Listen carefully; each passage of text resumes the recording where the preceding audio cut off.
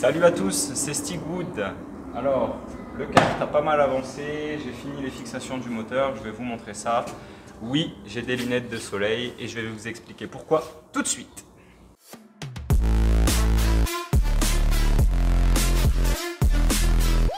Alors comme je le disais, oui, j'ai des lunettes de soleil. Et en fait, c'est tout simplement parce que hier, en travaillant sur le kart, j'ai utilisé cette pince. Elle m'a tout simplement tapé dans l'œil.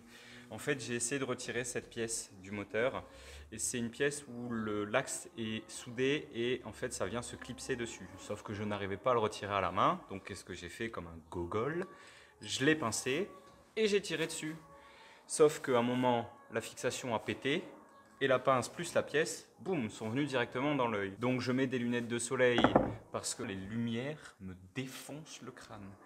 Alors fort heureusement, j'aurai pas de conséquences au niveau de la vue. Simplement, bon, j'ai un traitement voilà, pendant une semaine où il va falloir que j'évite les soudures, les expositions à la lumière, la poussière, etc.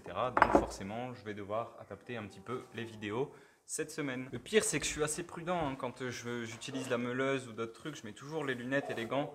Mais bon, un accident, c'est toujours bête. Rassurez-vous, j'ai trouvé la solution. Je me suis tout simplement commandé des outils pour enfants, quoi. Je suis bien chanceux au final parce que j'aurai pas de conséquences au niveau de mes yeux. C'est une bonne chose déjà, hein, parce que pour faire de la moto, tout ça, c'est mieux d'avoir ses deux yeux quand même. En attendant, j'avais quand même fini de faire les fixations du moteur. Donc là, ça y est, il tient bien. Maintenant, il est bien fixé dessus, il n'y a plus de soucis. Donc j'ai fait tout simplement les points de fixation ici, en faisant un petit cadre comme ça. Là, ça on avait vu ensemble, donc c'est la fixation qui vient pour ces deux points de fixation ici. Et enfin on a le dernier ici qui vient en angle pour éviter que le moteur avance ou recule. Surtout avance parce que c'est surtout au freinage où il va prendre de l'inertie. Mais c'est bien, c'est fixé. Alors j'ai pas fini mes soudures. Parce que tout simplement avec le moteur dessus je galère à faire le tour complet, mais c'est pas grave parce que de toute manière une fois que tout sera adapté, le moteur je vais l'enlever pour emmener le châssis pardon, en peinture. Donc une fois que j'aurai fini d'adapter un peu tout ça, je redépose le moteur, je finis mes soudures, je repense tout et je l'envoie en peinture. La semaine dernière je vous avais promis de vous montrer comment je nettoie un collecteur. Alors j'utilise ceci. Il ne faut pas le laisser dessus trop longtemps parce que ça attaque quand même, il y a de l'acide. Mais au moins ça permet d'aller très très vite. Hop, on en met un petit peu dessus. Et avec de la paille de fer.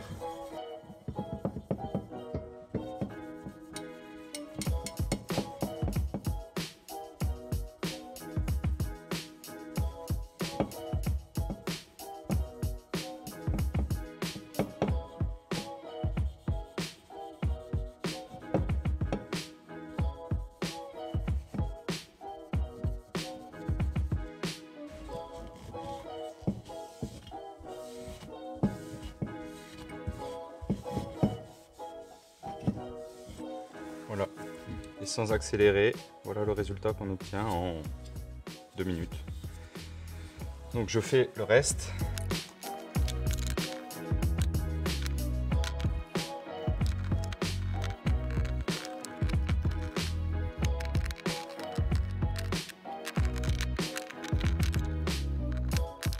Donc là ce que je vais faire maintenant c'est que je vais mettre un coup de HP34 dessus pour protéger la pièce.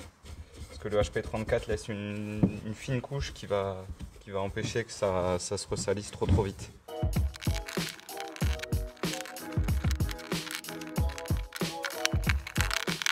On a une pièce d'échappement comme neuve en 10 minutes.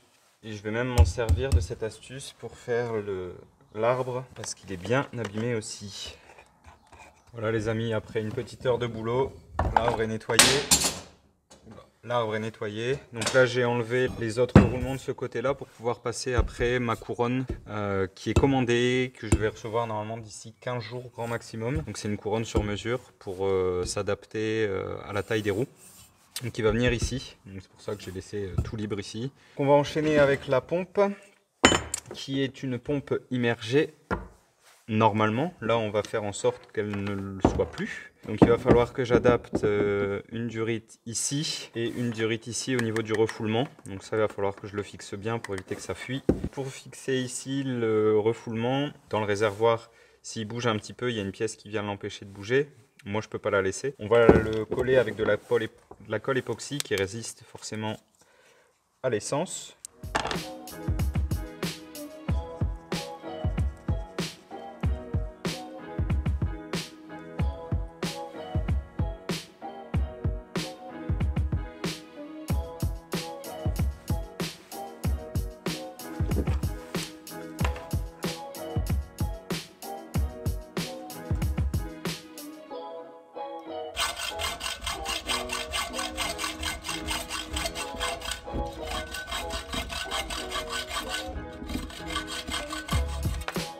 J'ai mis une rallonge ici, je viens mettre pour que ça vienne comme ça. Et donc j'ai fait un trou ici pour pouvoir mettre comme il faut ma pompe.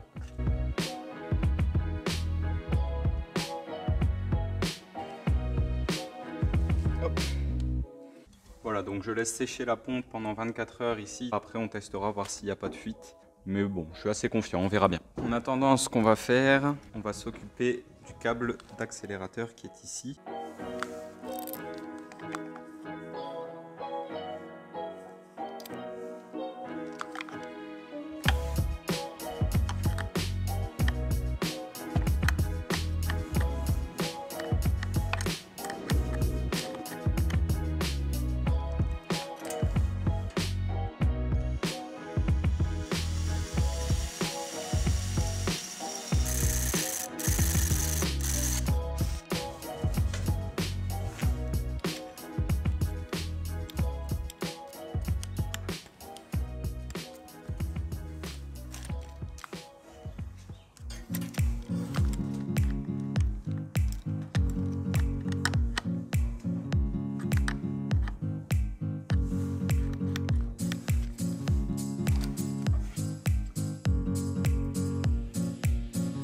Donc là on va faire le passage du câble, la butée. J'ai dû racheter une vis de réglage et ça c'est ce que j'avais sur le kart et c'est pas compatible, donc on va devoir repercer ça et retarauder.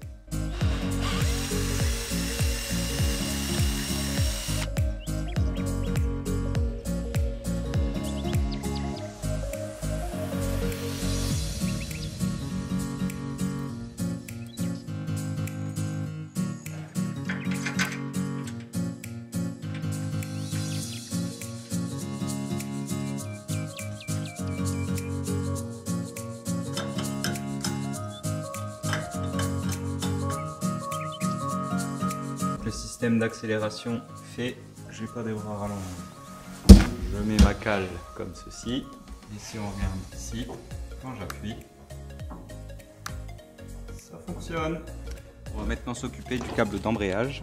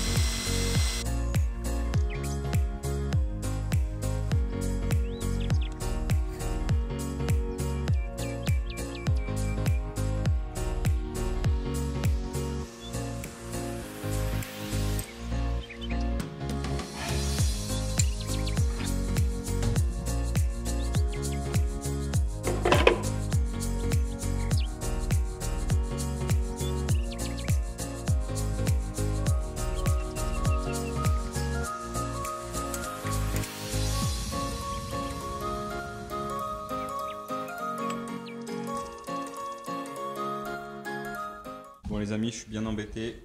J'ai le ressort de rappel qui n'est pas assez puissant et l'embrayage fait que ça. Il va falloir que je mette un ressort de rappel plus puissant, mais je ne l'ai pas pour l'instant. Je vais essayer aussi de modifier mon angle parce que là, clairement, c'est pas pratique. Pour embrayer, c'est trop loin. Je vais remonter ça ici, mettre moins d'angle sur ma poignée. J'ai repéré aussi, mais ça je vous montrerai la semaine prochaine, il faut que je chinte ces deux fils là, c'est le capteur de la béquille. Je vous montrerai exactement comment ça marche. En attendant, vous pouvez vous abonner et liker cette vidéo si elle vous a plu. Et vous pouvez aussi me noter en commentaire ce que vous voudriez que je fasse comme véhicule la prochaine fois. Le premier qui mettra une idée qui me plaît sera invité à tester le véhicule quand il sera fait. À vos claviers. Ciao!